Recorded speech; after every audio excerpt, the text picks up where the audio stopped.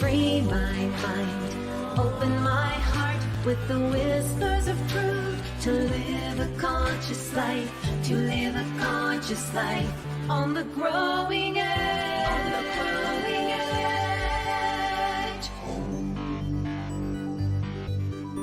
edge. And now, here's Ali. Hello and good morning. Welcome to Growing Edge Live. I am Ali Benjamin, and it is my great joy to be here today. We've got a great show lined up, and here at Growing Edge Live, we're all about healing hearts, transforming lives, and inspiring minds. And I got that all backwards, but that's what we're about. And we have conversations, amazing, juicy guests with juicy stories and all kinds of things to share with us. Today we have a very special guest, Melinda Wood-Allen, and you'll get to meet her in a little while.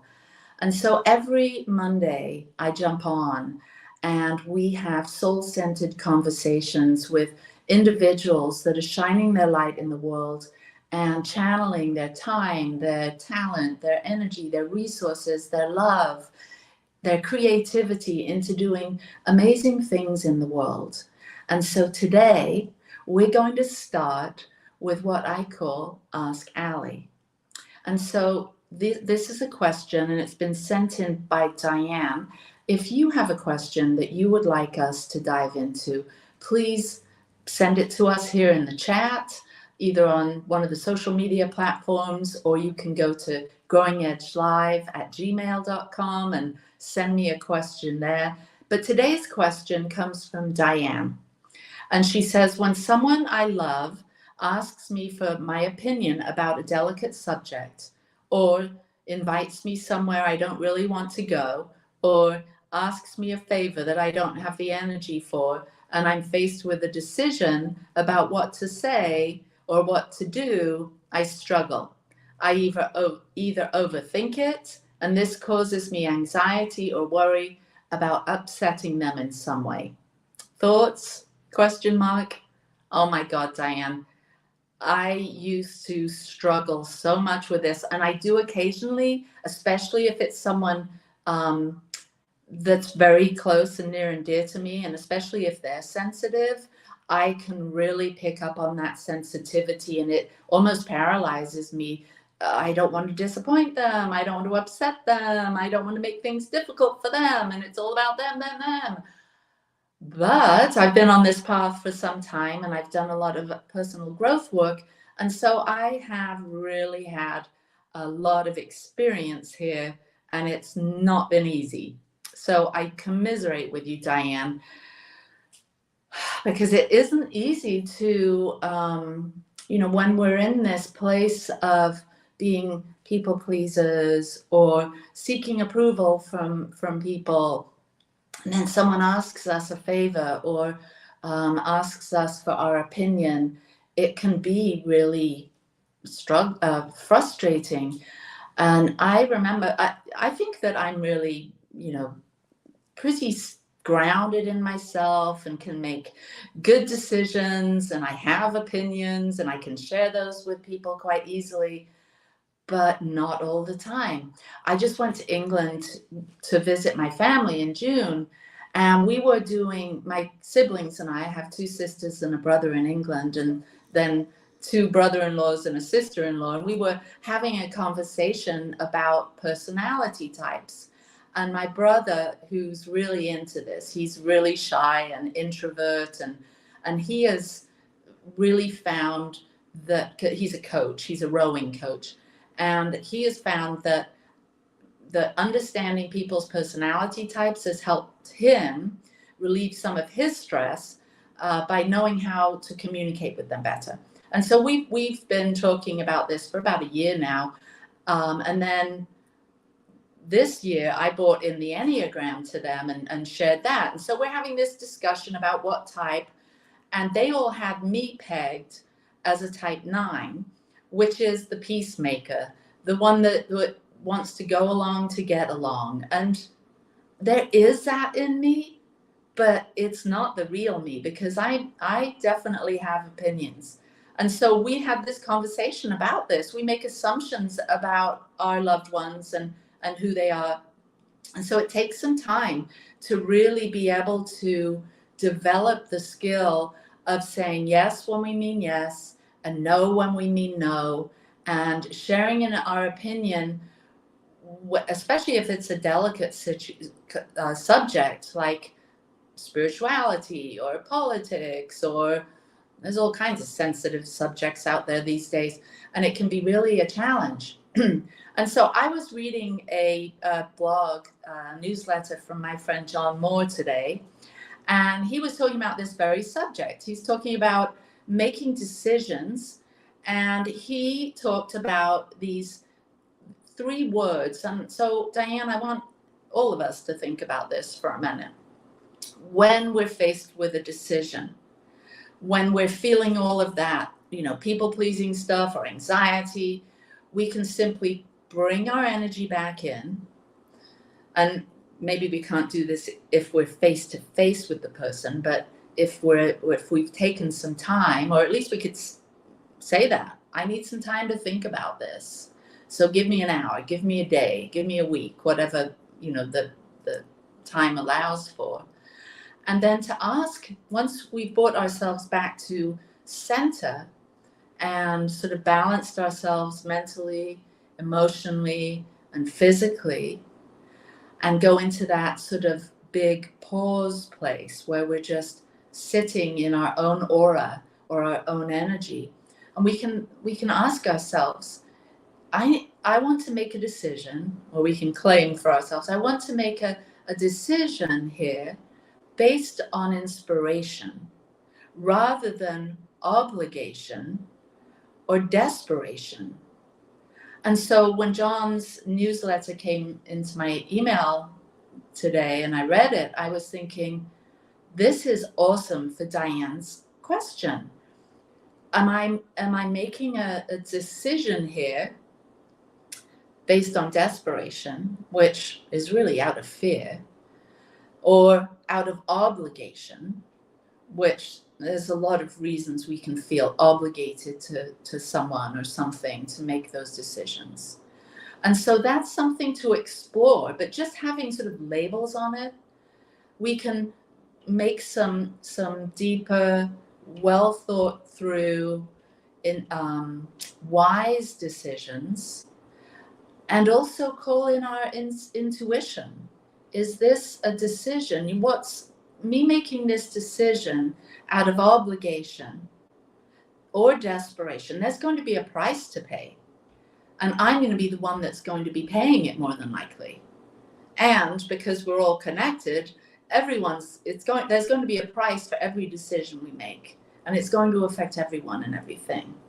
Not to scare you or anything, because at the end of the day, I feel that if we can tune in to our soul, if we can tune in and make 3 centered decisions, meaning spiritually, mentally, emotionally, physically, that's 4 centered decisions, and make decisions based on our inspiration, our soul's wisdom, then we can't go wrong.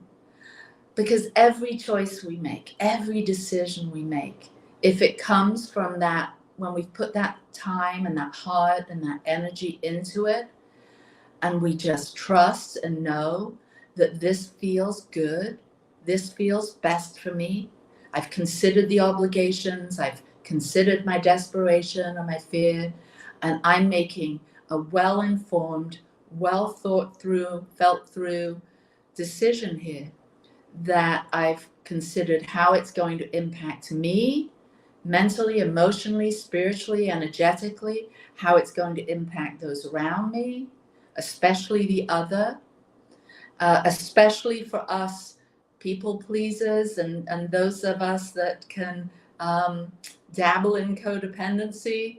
We get to ask ourselves, is this a good decision if I'm going to be helping someone out when they can help themselves out?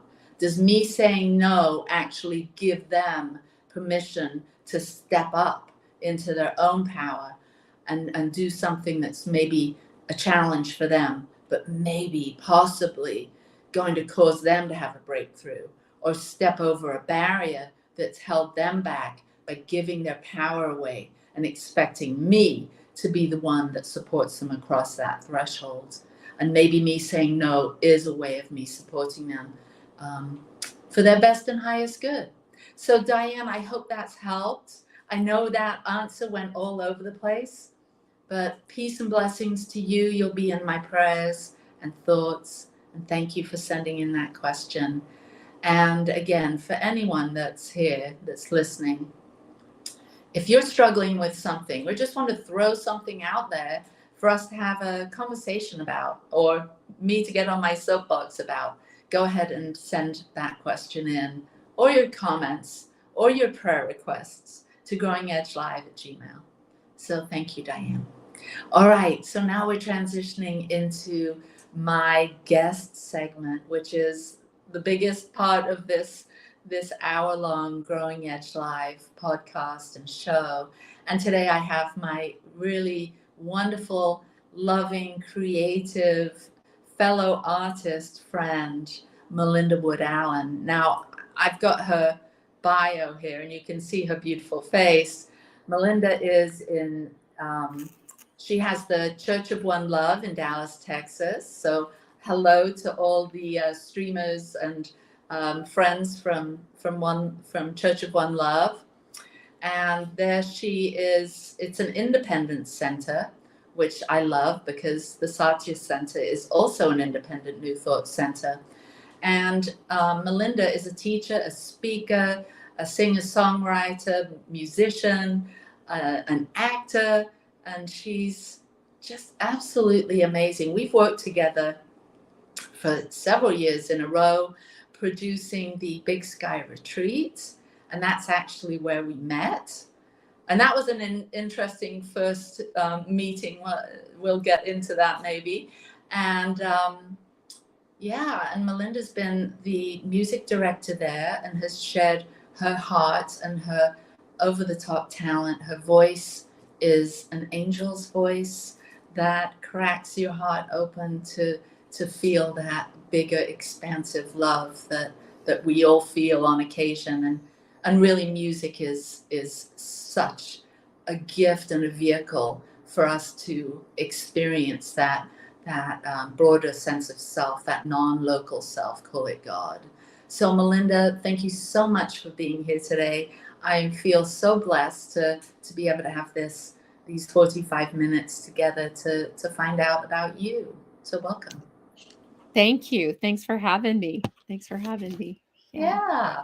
So I'd love to know, what's your spiritual journey been like? Who are you? Where'd you come from? Where are you now? And tell us the highlights of that road. Was it like, whee, all smooth sailing? It's just been whee. I was born high and I've stayed high. No. I was brought up as a fundamentalist Christian. And what that meant was a lot of things. I've heard people use the phrase, the chosen frozen. I was Church of Christ. So actually you could go to hell for playing the piano in church. We were quiet. We were, what was said is that we don't actually interpret the Bible. We just read it and we believe everything that's in it that's true. What came to me as a child was when I would find a contradiction, I instinctively understood that to ask the question was itself the sin. Regardless of what the answer is, you just don't ask the question. That means you don't have faith. That means you don't believe. It means you don't trust. And, you could go to hell at any moment. I told this story to my mom and it broke her heart because that wasn't what she was trying to do. But when I was 5 years old, I remember my brother throwing rocks at me. I was out sitting in a tree, which is what I used to do, take a book and get in a tree. I still would do that if I had a tree that had low enough branches that I could climb. But my brother started throwing rocks at me. I guess he was just bored. And then it was like this conundrum of I'm a sitting duck in the tree, but if I come down, I'm getting closer to the projectiles. And so finally, I just, took my courage in my hand, jumped out of the tree and went running through the back door and yelled to my mom, "Bobby's throwing rocks at me. Bobby's throwing rocks at me. I hate him." And my mother, rather than going out in the backyard and telling my brother to stop throwing rocks at me, said, "Oh, Melinda, you don't hate him. Jesus says that if you hate someone, you've killed them in your heart." And that was the beginning of me learning how to not be angry about anything ever. Wow. I thought it was wrong to be angry. And I thought, wow, Jesus is listening to every thought I have. I better, and I just have to keep myself on such a tiny little place. And I did that. I just tried to be good. I just tried to not to forgive everybody instantly, regardless of what they'd done, to not think negative thoughts, to not have any anger. And then I found myself in a place in my 20s where I was in an abusive marriage. I had, Jesus and I thought were just like this, and I saw people around me who weren't doing what I was doing and who were happy and free. And I thought, what? I was scared. I was beginning to let go of what I had believed before, but I didn't have a new belief to fill it in with. And what was the catalyst is when I found out I was pregnant with my daughter.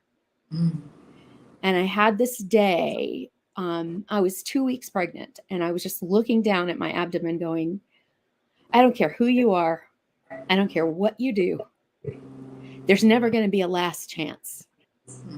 You are always loved. You are always forgiven. And on the heels of that, the thought was, gosh, if I can love my child that much, and if I'm a child of God, how can God love me less than I? I mean, how can I worship a God who's pettier than me, basically? And at that moment, it was scary, because if I chose to believe a different thing about God than what I'd been taught, the threat of hell was always there. But at that point, I made a decision. No, I will worship, believe, dedicate myself to, work toward a relationship with a God of love, period. And if there's not one, I'll find that out. But in the meantime, it's just, that's what I'm going to do. And as happens, all the synchronicities in the universe, I started going to a 12-step meeting, an Al-Anon meeting. And I got hired to sing at a Unity church, which I had never even heard of before. And it was, my joke is that God knew how to get me back in church, which was to pay me to be there. And so I kept hearing these things from 12-step that say you are valuable, and it's not your job to please the whole planet. And a huge insight for me was when I was meant to write an inventory of things that I resented. And I just told my sponsor in the program, well, I don't have any resentments. I mean, I forgive everybody. I have no resentments. And she said, I said, I have a lot of people who've hurt my feelings. And she said, well, why don't you write about that? And when I put pen to paper about the people who'd hurt my feelings, I was ripping through 4, layers of paper. And Wow. I suddenly realized I am so angry. I've been so angry for so long and have not felt the freedom to do it, to feel it.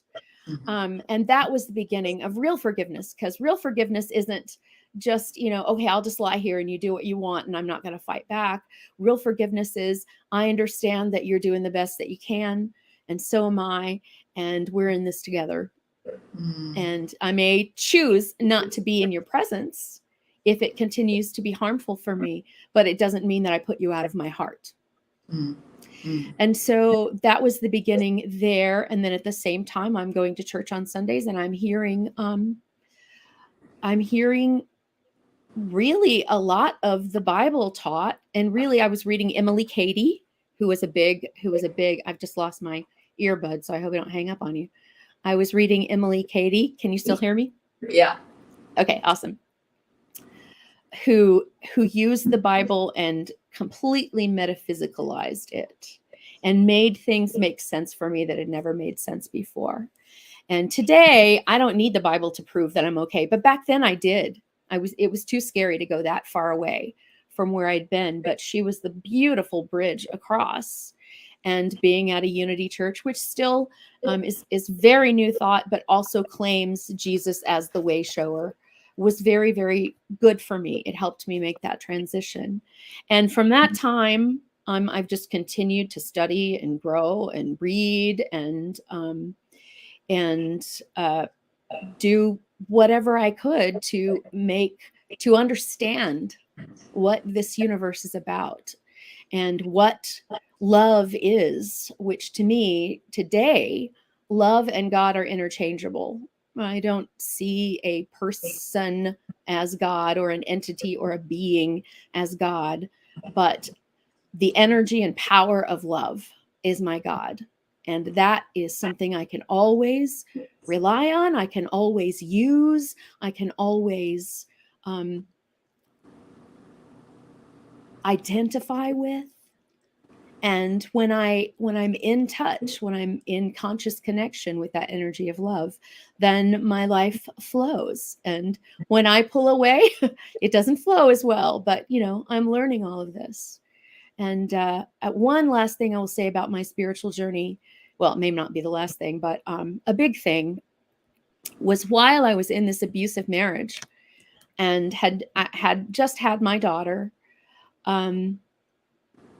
I was in a place where I was so depressed because I still, part of me still believed that, if I divorce him, I'm going to go to hell for the rest of my life, or at least I can never have another relationship in my life. And I was young, and a fellow teacher, I was teaching school at the time, asked me how I was doing. And, we were just kind of having this talk, and I revealed to her, she was saying she was lonely. She didn't have a partner. And I said, I bet it's a lot easier to be lonely by yourself than it is to be lonely when you're in a relationship. And she just put her hands, because I had kept this, my marriage is perfect, on the outside. She put her hands on me and said, Melinda, I know, and it's okay. And the floodgates opened, and I said, I used to know how to pray. I used to think it was ridiculous when people would say, I don't know how to pray. You just talk. But I said, that's what I feel like now. I don't even know where to start. And she said,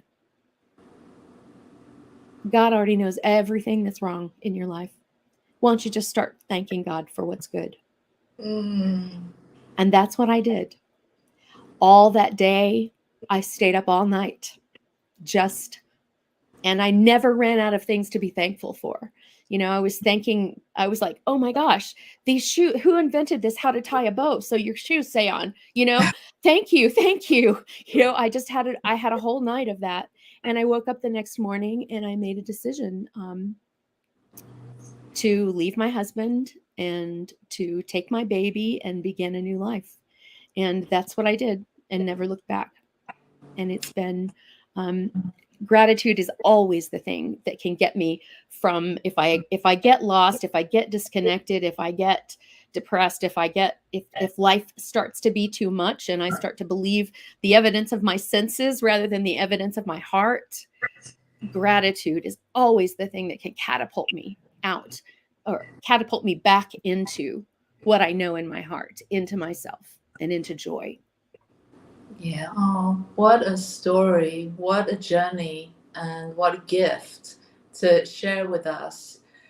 I'm here in Scottsdale at a deep dive. I'm taking an Enneagram course, and we're looking at all the different Enneagram types, and I happen to be a type 4, and part of my prescription, which the type 4 in my opinion is the worst one. Actually, I'm getting it's the best one, but of course.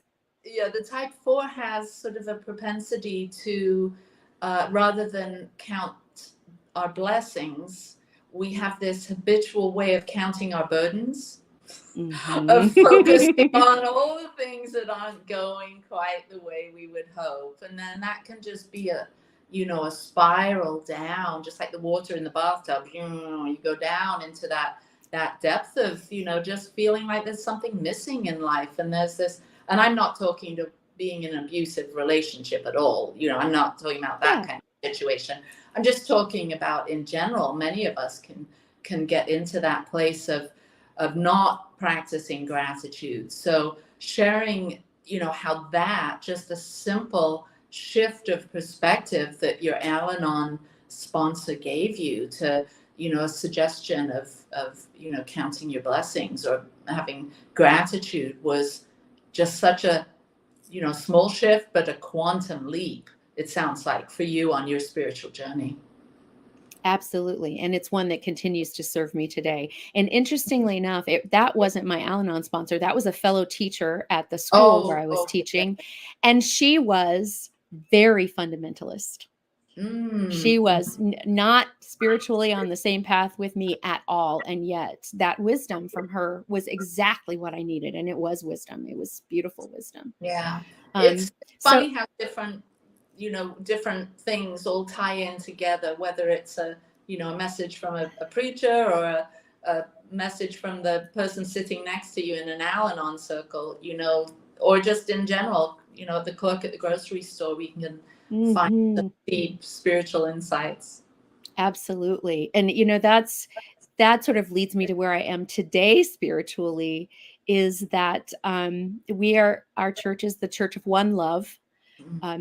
Many paths, one spirit is the tagline that goes with that. And our motto is teaching only love. And so this promise that I made to myself in my 20s that I would seek love as my highest power, is just come completely to fruition in my life. And I ended up going to a seminary, One Spirit, in New York City. And it was life-changing for me. I knew I wanted to be a congregational minister. I had taken most of the Unity SEE courses. I had taken a lot of courses, a lot of different places. But when it came time to go to school, there were some fundamental things with Unity that I didn't necessarily agree with. And I thought, well, I'm just going to have to find a seminary and bite the bullet and just write the answers that they want to hear. Same way I got through high school and college. Don't say what you really think, Melinda. That'll get you through. But I found this seminary that absolutely wanted me, not for me to tell them what I really thought, but for me to go into the deepest place possible so that I began to understand what I really thought. And it was a beautiful, life-changing experience.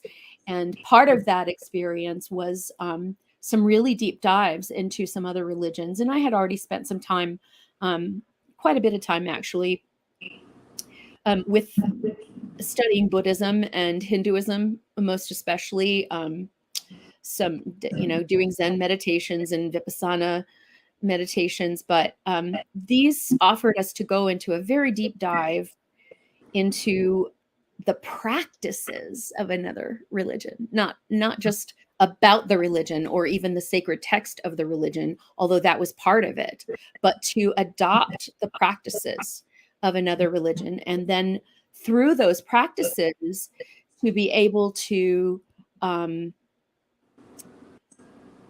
have a spiritual experience using someone else's practice.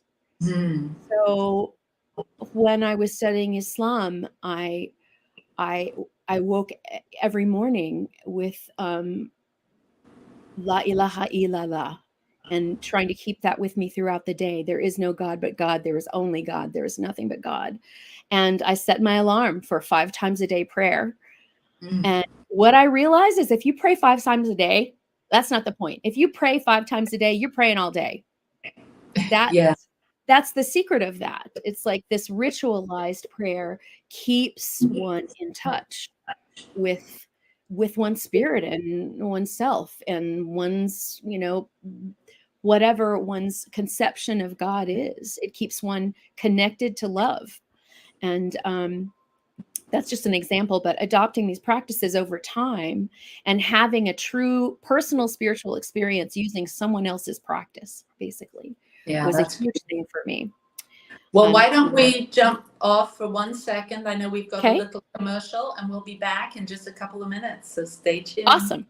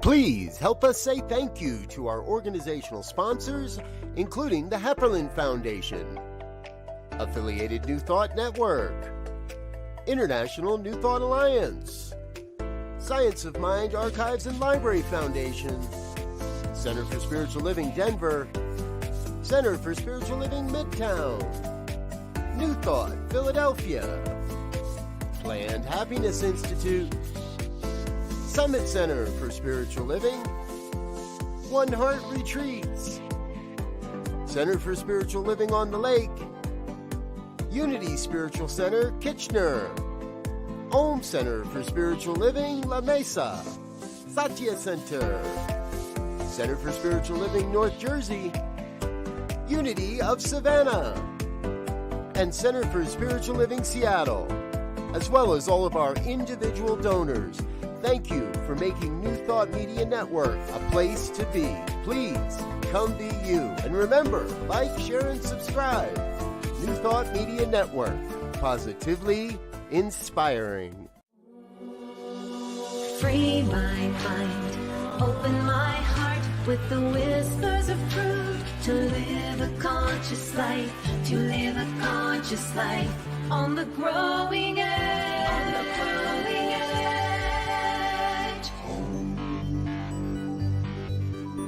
And now, here's Allie. We're back. Yay! I love, I want to kind of just continue talking about what we were talking about, primarily how you weave together your roots, your upbringing, spiritually speaking, along with this amazing opportunity that you had to go to seminary and to practice all of these other cultures and faith traditions, rituals and traditions. And obviously you graduated and you started a center of your own. And I'm sure that, there's a lot to talk about in that. But what I'm interested in, and you're also a musician and an actor. And so I would imagine that your ministry is a meld and a blend and a merging of all of those things.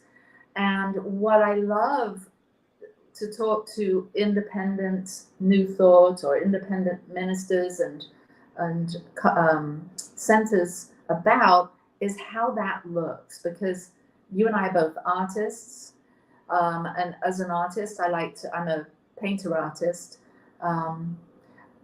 what I think of as, my art or my creativity, it's as though I'm bringing the invisible into form.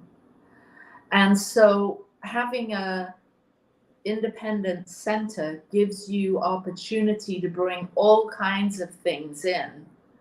And I know that your church, you didn't found it. So I know it was already an existing thing. So you didn't start from scratch, but nevertheless, you get to build it your way.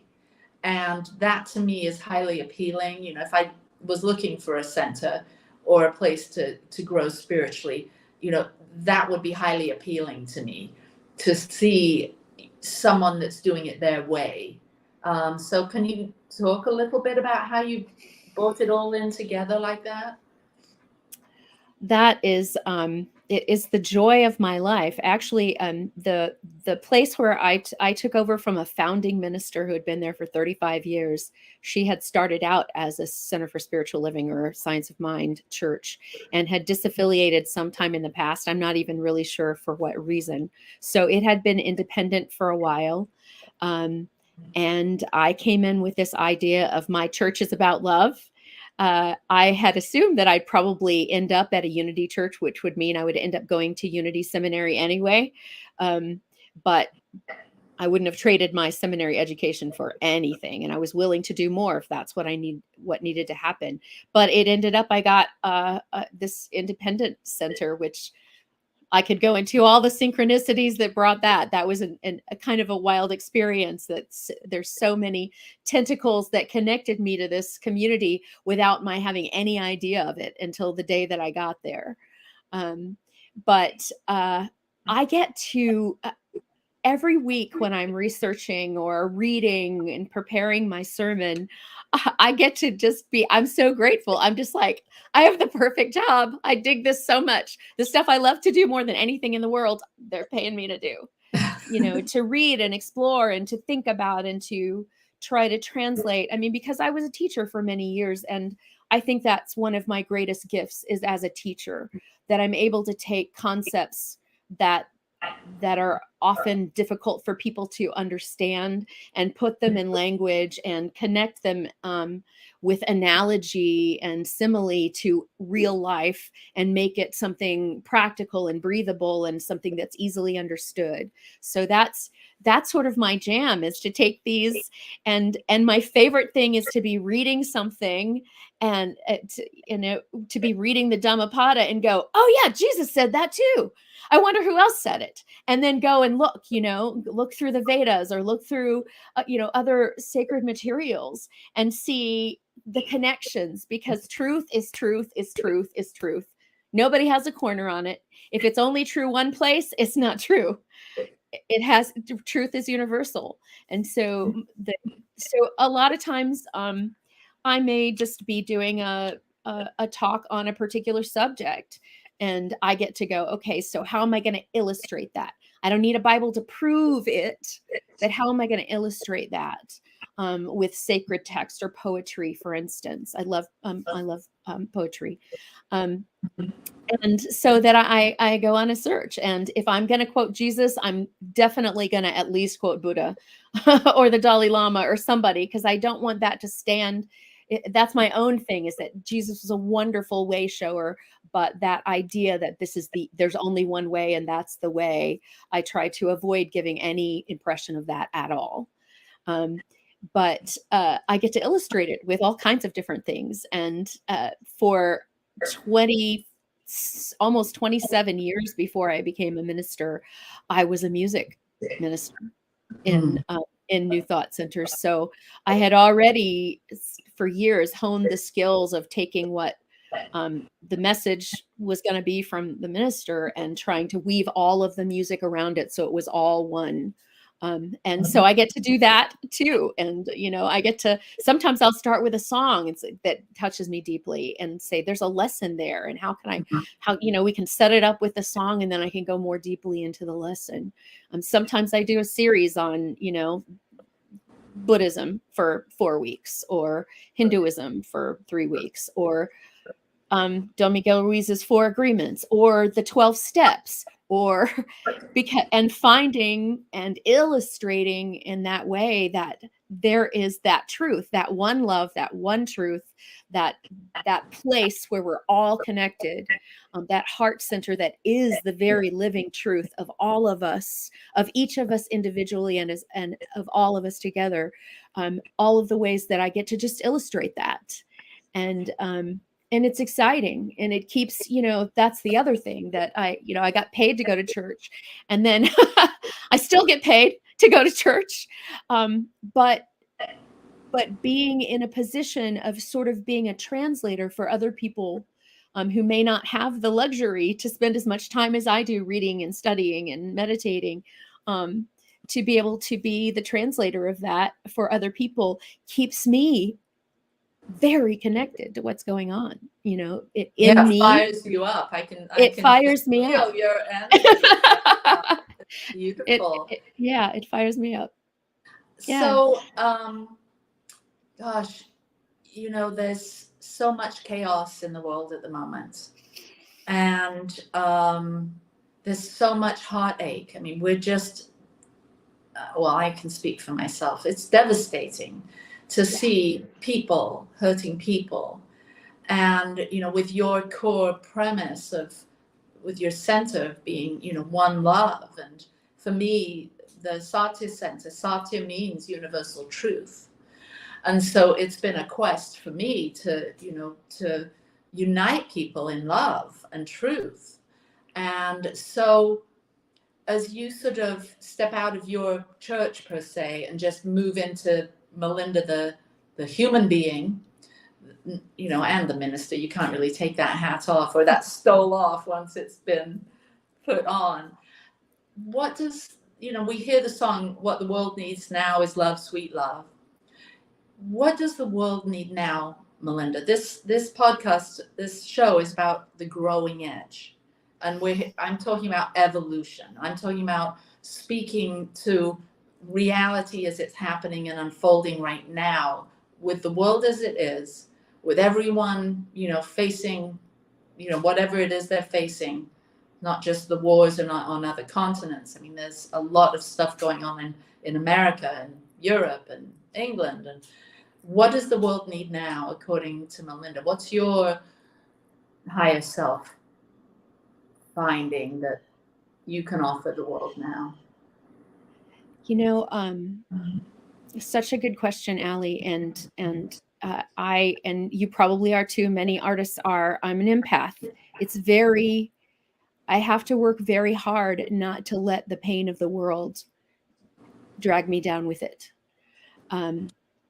Because I feel the pain. I definitely feel the pain. Just touching my heart, the tears come, as I know that so many people have their pain individually and collectively and in countries and so what am I doing about that? I ask myself this question: what is mine to do? What is mine to do? And when people come to me, I say, you need to go sit in prayer and ask, what is mine to do? And it will come to you. And what I've been given, the answer, the guidance that I get is mine is to be in love as much and as thoroughly and as often, as consistently as I can, and to just be that in the world. And and to practice, like daily practice, loving what my human self would call unlovable, forgiving what my human self would call unforgivable, accepting what my human self would call unacceptable, by opening my heart to it. And what I say to myself and to everyone who will listen to me is that hate never wins until the moment it wins in you. And then it's won. And so no matter how abominable what's going on out there may seem to be, if we lend our hate to it, that just increases hate in the world. And so all we can do responsibly for the evolution of our own souls and for the evolution of this world is to continue to be love in the face of whatever is happening. And it's not easy. It's simple. And it's the hardest task in the world. But I do believe that, talking in big round figures, world peace is never going to come because we've had the final war and now we know who's in charge. That's never going to happen, ever. World peace is never going to come because we forced someone to be peaceful or we've taken their weapons away. World peace comes when hearts are in peace. And so any heart that I can do anything to bring peace to, through my example, through my teaching, through my music, through my whatever, any heart that I can bring to peace is adding to the peace of the world. And that's how this world evolves, is the people evolve, because we share one heart. We do. Yeah. And when it gets really, really hard, I remind myself and I remind the people who come to me to ask these very hard questions. No one ever got up one morning feeling really good about themselves and thought, I'll go shoot up a school, or I'll go start a war. All human pain comes from human pain. And so we will never correct it by trying to fix the outside. It doesn't mean we don't try to make things different. It will only be corrected by fixing it from the inside. And so when someone is at their most unlovable is when they need love the most. Oh. And that's what we can do. I'm seeing a little note from Leslie Monroe, one of our dear friends, and she said, yeah, such a profound truth. And it does start with us. And, that can seem to some that, well, that's limited. That's kind of a limited perspective. That's selfish. Who do you think you are? But it does. We all have the power to shift the course of history through our love and through our energy and through the extension of grace, our grace to others by, like you said, your human self, to love the unlovable or to accept the unacceptable, and well, not the unacceptable, but what our human self finds unacceptable, to take a look at that. Wow. Thank you for sharing that. You're welcome. And also I would say that none of this is meant to be an excuse or an alternative to doing what is ours to do in the world. And so, yes, you go and pitch in and help where you can. And I always tell people, follow your gifts. If I wanted to make the world a better place by doing finances for elderly people, we would all be in a really bad shape. I have to look at what my gift is, and no gift is too small or too large. And so I look at my gifts. If I can share my income, I can share my presence, I can share my music, I can go and march with people who are marching. I can lend a hand to people who are in pain. I can join a campaign. None of my trying to be love in the world limits the outer things I can do. But the outer things I can do are hollow until I come from a place of inner love. Yeah. So thank you for sharing that. It's brilliant. And Leslie says, all human pain comes from human pain. What an awareness. And thank you for saying that, stating that so eloquently. So switching gears a little bit, you do share your gift. You're an amazing musician. You're an amazing singer. And I want you to talk a little bit about that, how that influences your ministry. And I'm a little jealous, I must say. I wish I could break out into song, but you wouldn't. None of my people would appreciate that. I don't think. Maybe my husband, he loves it. Yeah. So how has your music influenced things? And then before the end of the hour, I'd love to get in this amazing pilgrimage tour, whatever it is you're calling it. You're taking a group to Scotland in 2025, and I want to hear, let's not forget to mention that. Okay. But back to your music, how does that play out for you? Well, music is so much a part of who I am. My mother said I sang before I talked. It's always been the thing I I loved most in the world. It's always, it's not like, oh, I think I want to be a musician. It's just, it's breathing to me, singing, and always has been. And as a child, singing in church, that was the only place I didn't know any other songs because my parents didn't play the radio. So the songs we sang at church were my only songs, and I learned every one of them. And I could sing them for you today, but you don't want to hear about Power in the Blood.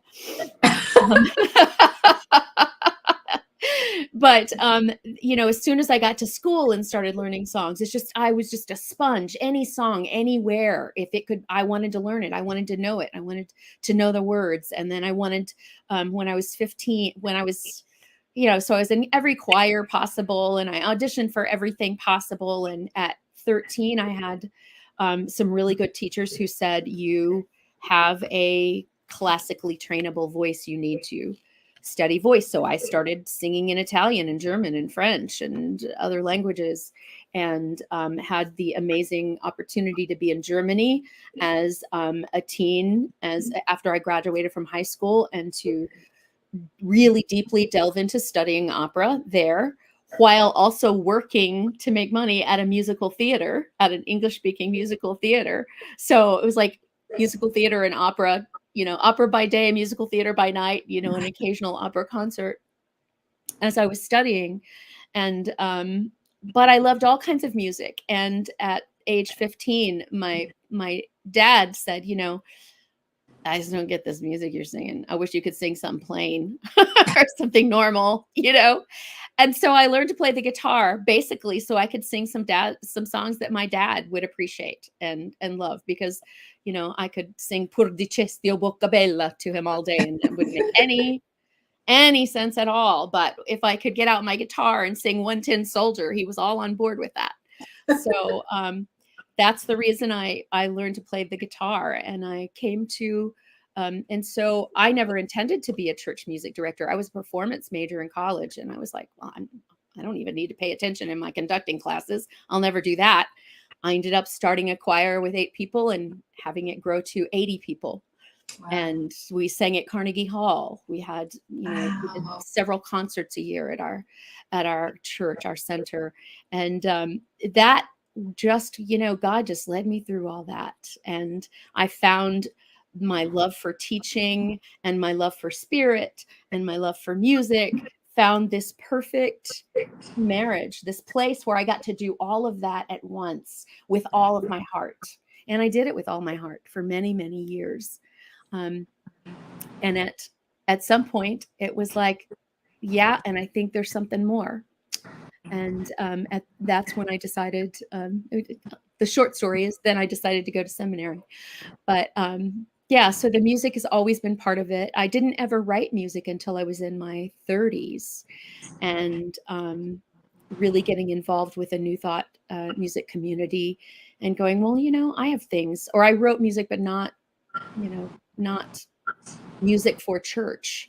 It was kind of a, who am I to do? That's the thing that classical education will do, is try to tell you not to, who are you to do that? Mozart did that. You need to do it exactly as he wrote it, And there's your website, by the way. And there's my website. That was a little clip from my one-woman show.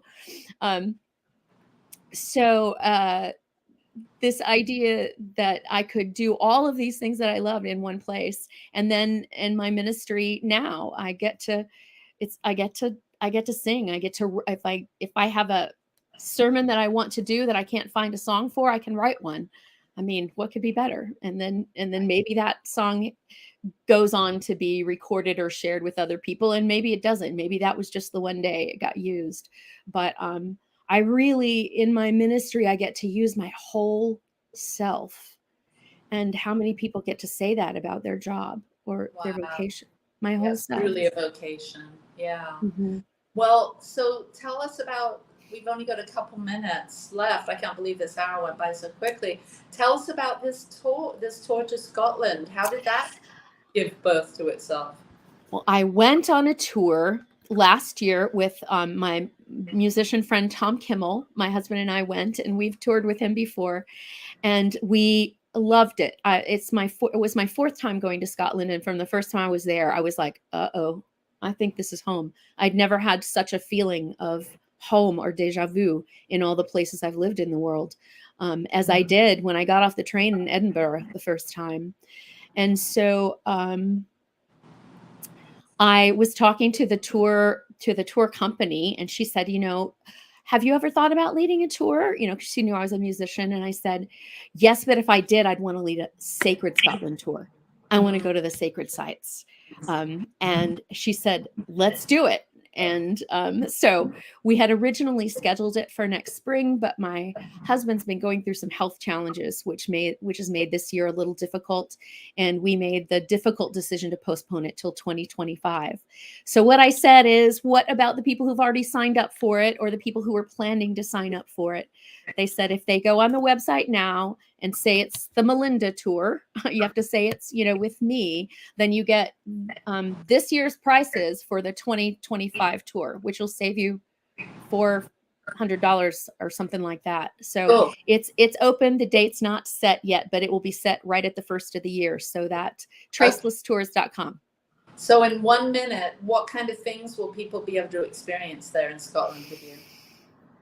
Ancient burial cairns, cathedrals, Druid stone circles and sites, and lots of music, native traditional music, and my music, and some ritual around those things. Some really, not just like, oh, we're going sightseeing, let's take a picture, but really delving into the energy of the places and seeing what it calls up from within us. Did you go to Findhorn? I did not. I've not been there yet. Oh, you have to check that out. That's a must see for a spiritual tour of Scotland. Well, Awesome. Melinda, thank you so much. This has been such a blessing, just to get to know you even more, and to get a sense of what you're doing in the world. And you make a difference. You and your beautiful gifts, all of your gifts, really make a difference in the world. So thank you, sweetheart. Thank you, Allie. Thanks for having me. I love you, dear. I love you too. So thank you everyone for being here today. Join us next week as we've got the fabulous Karen Drucker joining us. And thanks to Melinda, thanks to New Thought Media Network, thanks to Reverend Michael, who's our producer, and peace and blessings to you. I love you. You're not alone. If you want support, just contact us. Love you. Mwah. Bye.